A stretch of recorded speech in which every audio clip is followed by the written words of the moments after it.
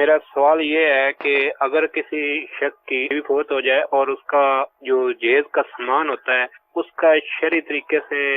حل بتا دیں، اس کا کیا کرنا کرے گا؟ جو ایک عورت کو نکاح کے وقت اس کو جہیز میں جو سامان دیا جاتا ہے اس سامان کی عورت مالک ہوتی ہے، صحیح، شوہر مالک نہیں ہوتا۔ تو جب عورت مالک ہے تو عورت کے انتقال کی صورت میں اب اس کا جو بھی مال تھا یہ بن جائے گا ترکہ، صحیح ہے، اور جو وراثت کے قوانین ہیں اس کے مطابق اس کو تقسیم کیا جائے گا۔ ٹھیک، اب ایک عورت کا انتقال ہو گیا اور اب جہیز کا سامان اس نے چھوڑا ہے، اور اسی طرح شوہر بھی بسا اوقات کچھ سامان عورت کو گفٹ کرتا ہے، صحیح، تو وہ بھی عورت کی ملک ہوں گی۔ صحیح، اسی طرح جہاں رواج ہے کہ سسرال والوں کی طرف سے کسی عورت کو شادی کے موقع پر یا کسی اور تقریب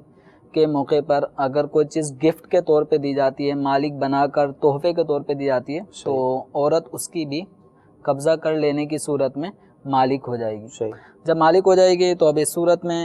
عورت کا اگر انتقال ہو جائے گا تو وہ جہیز اور شوہر کی طرف سے ملنے والا جو کچھ بھی تحفہ ہے، سسرال والوں کی طرف سے بھی اگر کوئی چیز بطور تحفہ عورت کو دی گئی اور عورت نے ان پہ قبضہ کر لیا تو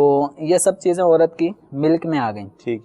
اب ملک میں آنے کی صورت میں اب اس کا انتقال ہوا تو یہ ساری چیزیں اس کے ترکے میں شامل ہو جائیں گی۔ اب ترکے میں جو جو ورثہ ہوں گے